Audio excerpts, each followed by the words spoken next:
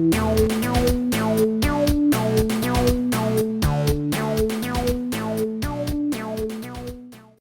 right. Well, good day. We're here for another episode of Selling the Dream, the podcast where Kathy Flecken and I I'm Doug Howard, talk about the idea of selling your business, the things that can make your business more sellable, and the process that people go through, and share some ideas and some thoughts and have a few laughs along the way.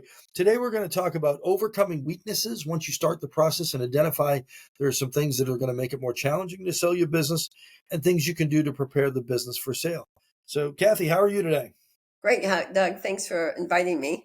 Yeah, no problem at all. I can get it. No one else would want to hang out with me. So this is going to be a ton of fun. So, Kathy, when people, go through the process, I know we've talked before about one of the first things is, do I even have a sellable business? Can you sell a business like mine? And let's assume someone gets to that point and says, okay, well, it seems like I've done some research. I can do that. But now I'm starting to recognize some of the things that are going to be concerns maybe for a buyer or make it more challenging. What do you think are two or three of the biggest things that can become obstacles for some of the folks out there when they start going through that process? That's a good question. I think one that specifically I faced was being the face of the company, where being so intimately involved with every step of the process. I didn't really have a general manager. I didn't have a individual salesperson. I wore all those hats. And I think that was one that I recognized, but also when I was selling the business, it was one that was pretty viable. And I basically said, I don't have another 3 years. I'm ready to sell now. So we're going to have to work with it and find somebody who is okay with that. And so it's not ideal, but it is something that we have to face. I think another area is people who have not really developed the processes and they think, okay, we're ready to sell the business, but I don't know if anybody can do this. I think some of the company knows what to do, but maybe they don't do things the same way, but they can get away with it. So I think that's another area that might need to be addressed. Yeah.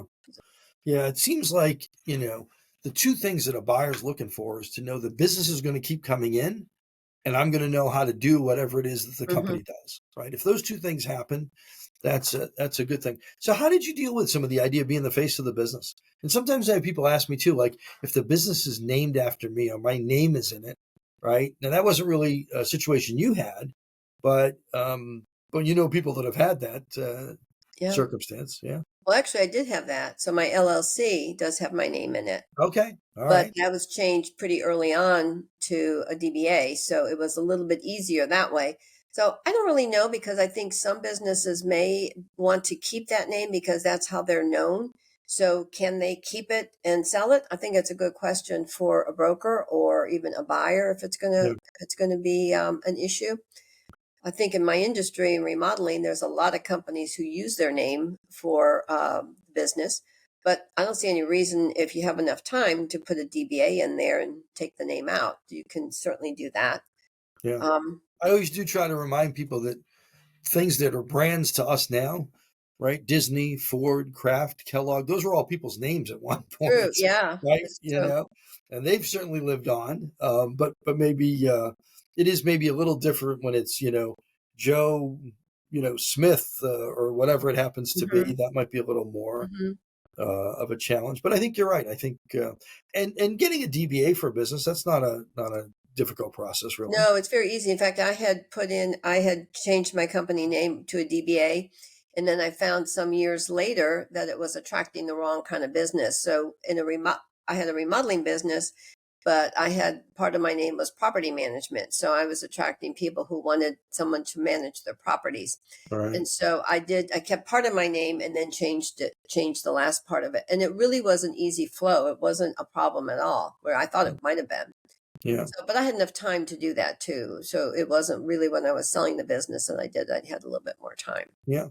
I think some people do a great job of this and some others not so much. But, whether it's on the website or just in other things that they put on social media, as business owners, we tend to kind of take the lead and be out there and we're talking, but really shining a light on the team. It's like Mhm. we have this designer, we have this project manager, we have this chef or this mechanic or, folks that are on the team. I think it lends itself to say, even though the name at the head of the company may change, you know, the team may have some recognition, True. right? Yeah, I was just talking to another remodeler who's interested in selling her business, and the company name is her name.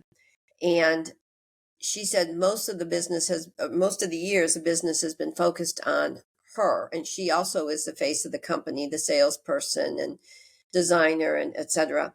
And so she's now switching. I don't know what she'll do about her name, which may or may not be able to stay, but she's now switching and putting more emphasis on the team and choosing different team members who can continue with the legacy. And I think that's a good plan to start projecting her business out. Yeah, yeah, absolutely. No, that's a great point. Now, the other thing you mentioned was processes, right? Mhm. And it's so funny. Some businesses just, you don't even realize how many different processes there are.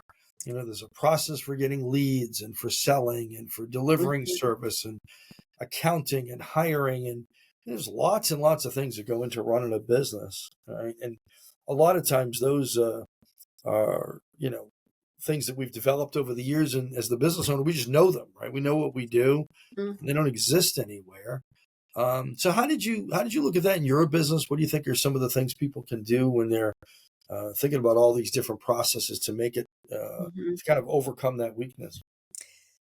I found it extremely overwhelming at first, Hmm. and I really didn't know how to put the processes in place.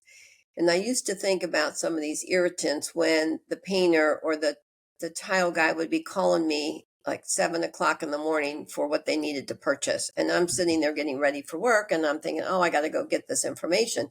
So for me, it was an irritant. And I thought, I really need to change this. And so I put a process together which took it off my shoulders and sent it out to them early in the game so that they could then have that information. And it was all emailed to them. And so we worked that. It wasn't easy because they would still call me for a while, but then I'd say, well, did you get that email with that information on it? Oh, yeah, yeah, let me pull that up. So it was kind of a struggle. So anytime I had a struggle with something, I put a process together. Hmm. And then like change orders were a big thing in remodeling, and my clients would be upset if all of a sudden they got a bill for something and they didn't like the idea that this wasn't included. So I put together a change order form and I had them sign it at the beginning when we signed the contract, and that solved the problem. So each of these things that came up that bothered me, that weren't working very well for my clients, my team, for myself, that's what started me in putting a process together. And I put a lot of time into it so that it would be something that I thought through everything. But I mean, simple things like answering the phone. How do you want the phone answered? Yeah.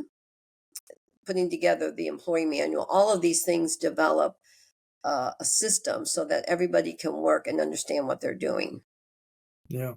Now, Kathy, did that come up when you went through the sale of your business? Were they interested in what processes you had and how they were going to use them and that kind of thing?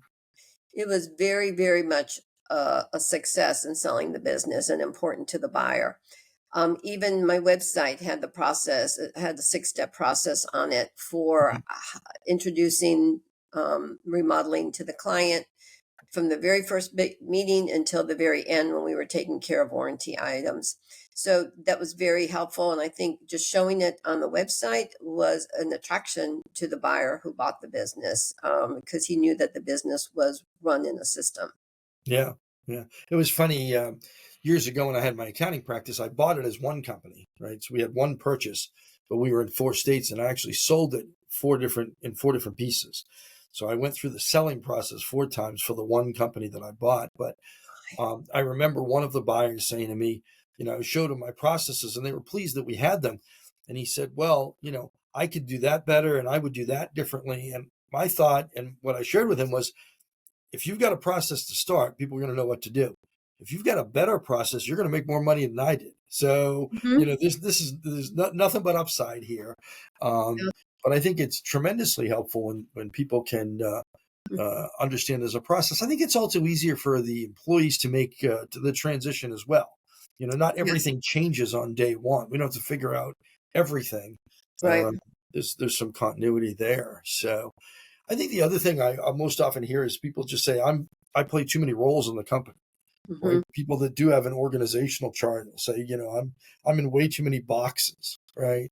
And Mhm. so, when you were sort of at the height of the business, about the time you started really contemplating selling, about how many different roles did you actually have? I was actually over every role. So over Okay. Yeah. over all of the financials, including accounting, over the sales process, which included marketing and design, include over production. So I didn't work in all those areas, but I had my hands in all of them. I'm not saying that's a good thing, Yeah. but I really did have a good knowledge of the company as a result of that. And I think companies who are larger probably would put well-trained individuals over those departments, and it does make their life a lot easier. Yeah, and I think it's important too for people to remember, it takes time for other people to get good at the things that Mhm. we've built up an Yes. ability to do over a long period of time, right? Sometimes I'll have someone say, "Well, I'm going to sell my business to my son or daughter, and about a year before I leave, I'm going to have them start working on sales." And I always remind them, like, "How were you your second year of sales? Because I was terrible, Yeah. right?" And so, if you want them to have 3 to 5 years of experience by the time you're handing over that responsibility, you got to be thinking about it 3 to 5 years in advance, Mhm. right? Yeah, and also if they're going to sell it or somewhat give it to an employee, they run into the same issue as far as is that employee able, whether it's a son or daughter, but is that employee able to handle the job, or they really like the job?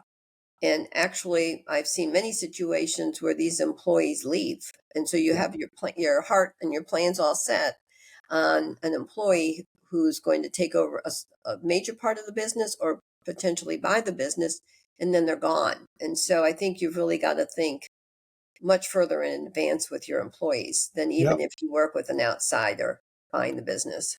Yeah, it's funny. I had designated a successor, gentleman that was about 10 years younger than I was. A really, really great accountant when I sold the last piece of the accounting business. And he came in one day and said that we were in Maryland, and he said he was moving to Florida. This was before the whole world knew how to work remotely. And so I said, "Well, why are you moving to Florida?" He said, "Well, my wife wants to live in Florida." And I said, "Are you trying to tell me you like your wife better than you like me? Because we have a plan here." And so once he made it clear he did, in fact, like his wife much more than he liked me, he moved to Florida. And all of a sudden, our succession plan, and it wasn't because we had a falling out, it wasn't because the business wasn't successful, but circumstance changed, right? Hmm. And then, but what helped us along the way was in preparation for that person to take over, we had really started talking a lot about changes we wanted to make, processes that worked, things that didn't, and it made it just that much easier for somebody else to step in Hmm. and be, Hmm. into that role. All right, well, thank you so much, Kathi. This is a great conversation. I know we'll be talking more about succession and preparing businesses for being able to be sold. But as people are starting to think about it, you can never start too early, right? Right, right. And the worst that happens is you might just improve your business by accident, whether you sell it or not. So, That's true. so thanks for being with us, selling the dream, and we'll talk to you again soon. Thanks. Thanks. Thank you for listening to the Selling the Dream podcast starring Doug Howard and Kathi Fleck. Both Doug and Kathi have built and sold successful businesses and hope this podcast will help other small business owners do the same. Tune in every week to hear more tips for increasing the value of your company so you get the highest return for your years of hard work when it comes time to sell or transition your business. Can't wait till next week? Check out our website for more information at www.growththemes.com.